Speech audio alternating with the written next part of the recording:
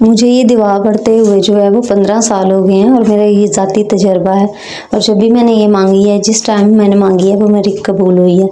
मेरे परवरदिगार ने, मेरे रब ने मेरा हमेशा साथ दिया। मैं जितना शुक्र करूँ उस रब का उतना ही कम है कि जब भी मैंने मांगा है उसने मुझे हर बार अता किया। कहते हैं ना, जब इंसान सच्चे दिल से मांगता है तो अल्लाह ताला ज़रूर अता करते हैं।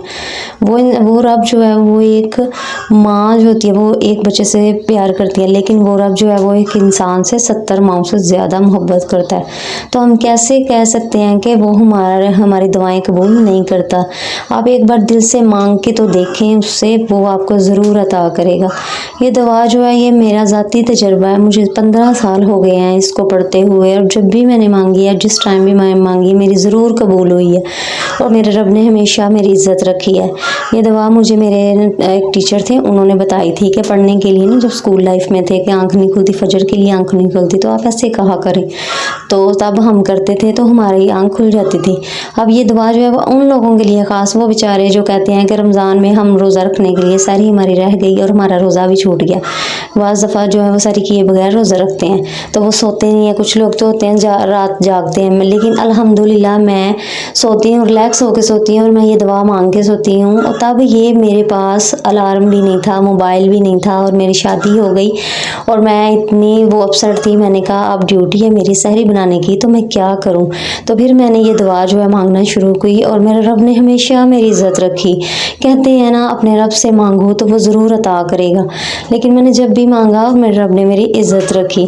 तब गर्मियाँ होती थी और पंखे लगे होते थे और इतना शोर होता था कि अलार्म लगा भी हो ना तो आँख नहीं थी खुलती। लेकिन मेरे पास तब मोबाइल भी नहीं था और मैंने क्या करना कि सहरी बनाने के लिए मैंने उठना होता था और सबके रोज़े रखवाने होते थे।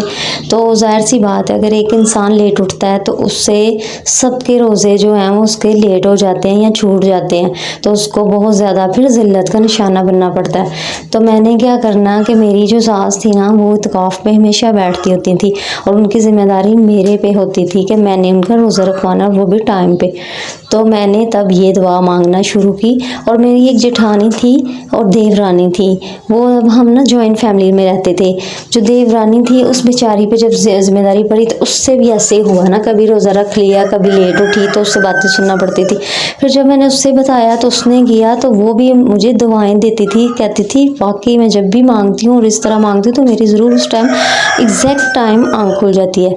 ज़रूरी नहीं है कि ये सहरी के लिए दुआ है, हम इसको जो है वो आम लाइफ में, मेरे हस्बैंड जब घर से बाहर जाते हैं ना, अब हम जो है वो सेपरेट घर में रहते हैं, तो मैंने दरवाज़ा खोलना होता तो मुझे बाज़ दफ़ा मैं अगर सोती हूँ ना, आँख लग जाए, लेट नाइट आते हैं, तो मैं यही दुआ मांग के सोती हूँ और मेरी उसी टाइम आँख खुल जाती है और फिर मैं दरवाज़ा भी आराम से खोल लेती हूँ। लेकिन यही है कि ये मैंने कहा ये उन लोगों से मैं शेयर करूँ जो बेचारे कहते हैं कि हमारा रोज़ा जो है वो रह गया है। तो आप लोग मांगेंगे ना इसको तो आप यकीन करें आपका कभी भी रोज़ा नहीं छूटेगा।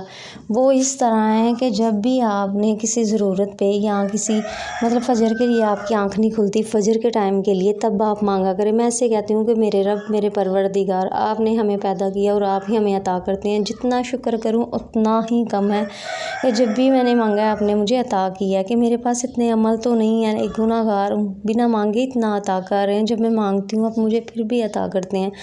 जितना शुक्र करूँ उतना कम है।